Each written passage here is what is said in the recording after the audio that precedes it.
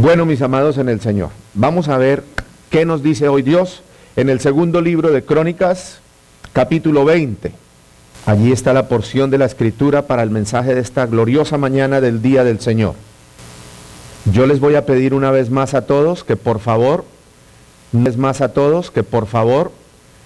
se distraigan, dejen sus deudas afuera. Si no las dejó, échelas en este momento fuera de su mente, sus preocupaciones, sus angustias, sus temores, sus necesidades, sus dificultades, déjelo afuera. Y no ponga sus ojos en mí, porque de aquí se va frustrado y vacío. Ponga sus ojos en Cristo, abra el corazón a la voz del Espíritu Santo, reciba la palabra. Hoy va a haber palabra, hermano, porque yo creo que lo que viene aquí viene de Dios, porque Dios sabe lo que cada persona y cada iglesia necesita. Amén. Segundo libro de Crónicas, capítulo 20, comenzando en el versículo 3. Dice así la palabra de Dios. Entonces él tuvo temor, y Josafat humilló su rostro para consultar a Jehová, e hizo pregonar ayuno a todo Judá. Y se reunieron los de Judá para pedir socorro a Jehová, y también de todas las ciudades de Judá vinieron a pedir ayuda a Jehová. Entonces Josafat se puso en pie en la asamblea de Judá y de Jerusalén, en la casa de Jehová, delante del atrio nuevo, y dijo: Jehová Dios de nuestros padres, ¿no eres tú Dios en los cielos y tienes dominio sobre todos los reinos de las naciones? ¿No está en tu mano tal fuerza y poder que no hay quien te resista? Dios nuestro, ¿no echaste tú los moradores de esta tierra de delante del pueblo de Israel y la diste a la descendencia de Abraham, tu amigo para siempre?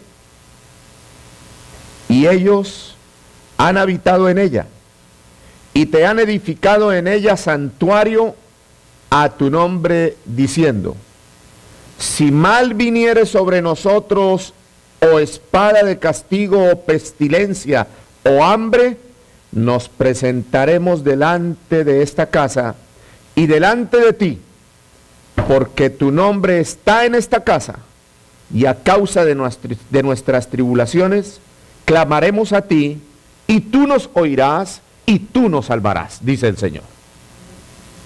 No más sino amén. Amén. Después de esa promesa tan maravillosa, yo creí que iban a salir por el techo. Dele gloria a Dios, diga gracias Señor. Qué palabra más bella, qué promesas más extraordinarias. Yo no me las merezco, pero tú me las ofreces. Te amo con todo mi corazón, dígale algo. Ay, Dios mío, a mí esto me apasiona. A mí se me trata de salir el corazón de oír estas cosas de la palabra de Dios. Tomen asiento. No se sientan mal, lo que pasa es como que quiero transmitirles esa pasión que el Señor ha puesto en mi corazón a ustedes, para que también sean apasionados por el reino, por la palabra, por la iglesia, por las almas. Amén. Voy a compartir con ustedes, basados en esta porción de la Escritura, un tema acerca de la bendición y la victoria. Diga conmigo: estamos bendecidos y en victoria. Pero sin embargo yo quiero preguntar, ¿hay uno que le falta bendición y está en derrota? No. Gloria a Dios.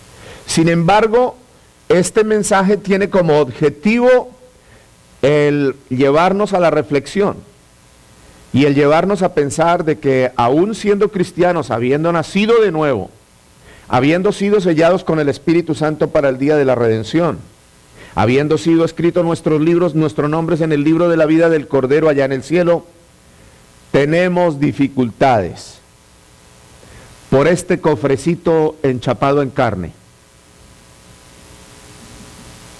Nos hace mucho daño, porque en ella habita el mal, en la carne habita el pecado. En esta porción de la Escritura que leímos en el segundo libro de Crónicas, del 3 al 9, vemos a los hijos de Dios, al pueblo de Israel y al rey de Judá, a Josafat, que se vieron de un momento a otro, de manera sorpresiva, se vieron rodeados por naciones malignas, naciones paganas, naciones enemigas del pueblo de Dios, que tenían las peores intenciones para con ellos. Las mismas intenciones que tiene el presidente de Irán y otros cuantos por ahí.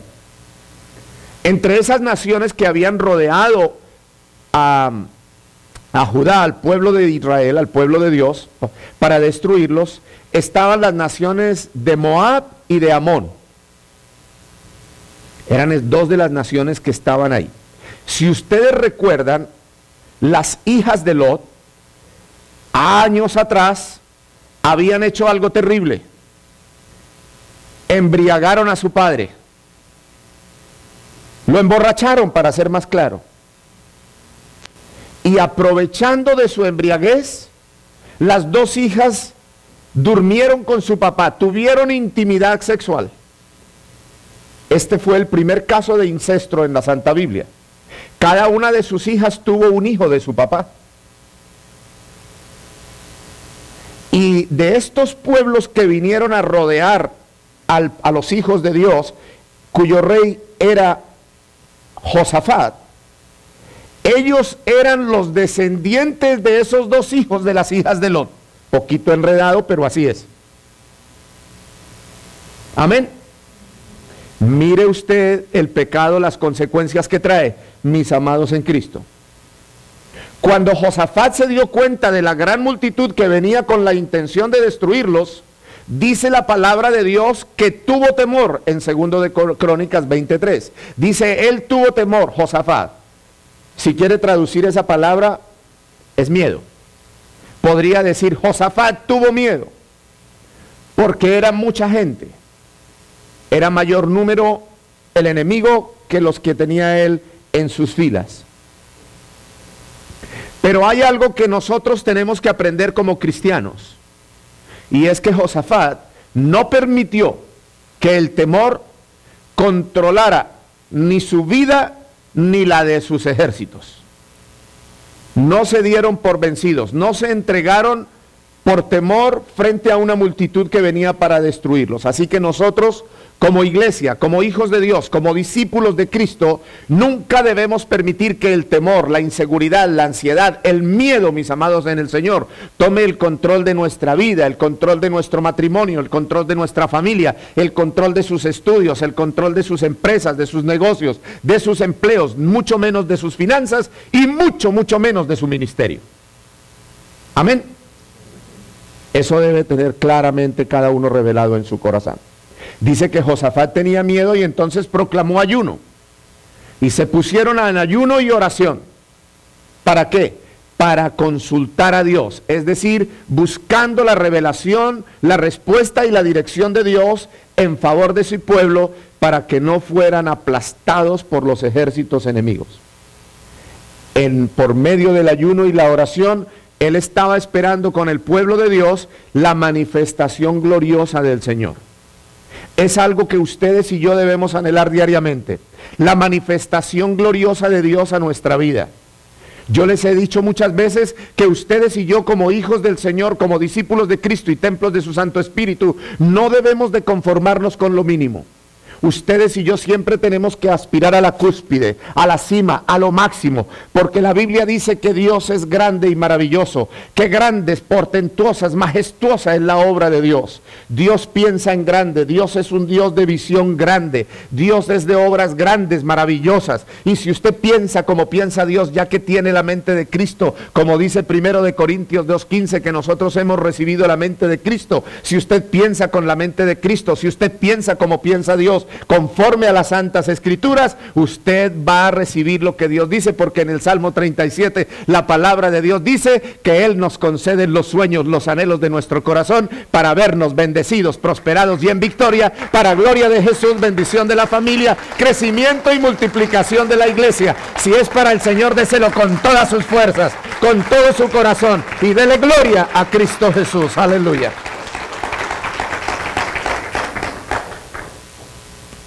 Ahora usted debe estar pensando ya, bueno, pastor, entonces, ¿qué hacer cuando estamos invadidos del temor? Que ahí viene la migra. ¿Qué hacemos cuando sentimos temor? Segundo libro de Crónicas, capítulo 20, versículo 3 dice: Entonces él tuvo temor, Josafat. ¿Qué hizo con el temor? Dice que humilló su rostro. ¿En dónde? ¿Ante quién? Ante Dios, ante el Señor Jehová de los ejércitos, nuestro Dios. ¿Con qué propósito humilló su rostro en la presencia de Dios? Para consultarle a Dios, para decirle: Señor, mira lo que estamos teniendo a nuestro alrededor. Nos van a volver polvo antes de tiempo. ¿Qué van a decir las demás naciones de la tierra? Ese era el pueblo de Dios. Esos eran los que decían que eran hijos de Jehová, que Él los había sacado del oprobio y de la miseria para hacerlos su pueblo por heredad perpetua, y ahora nos deja aplastar ante el enemigo. Señor, por favor, escúchanos por amor a tu nombre, respóndenos por amor a tu justicia, derrama de tu poder y aplasta al enemigo en favor de tu pueblo y para gloria de tu nombre. Yo le doy libertad a mi mente santificada por la mente de Cristo, y me atrevo a pensar que palabras parecidas a esas fueron las que Josafat le clamó a Dios postrado, humillado delante de él. Después de que se humilló, consultó a Dios. Entonces vemos algo en la parte final de ese versículo, que dice que Josafat proclamó ayuno. Creo que Dios le dijo: dígale a toda la gente de la iglesia que ayunen y que oren. Que es ayuno y oración, no ayuno y televisión. ¿Aló? Lo estamos haciendo, ¿no es cierto? Y fue así que Dios les dio la victoria. Si ustedes encuentran bien los versículos posteriores a lo que yo les leí, va a encontrar lo que ocurrió. Y el Señor le dice a Josafat: quite los carros, quite los caballos y póngalos allá atrás en la retaguardia. Y adelante, póngame un grupo de cantores, el grupo de alabanza. ¿Aló? ¿Dónde está la alabanza? Uy, ¿ocurrió el rapto? Ya se fueron. Póngame un grupo de cantores y cantoras que alaben mi nombre. ¿Y qué ocurrió con la alabanza?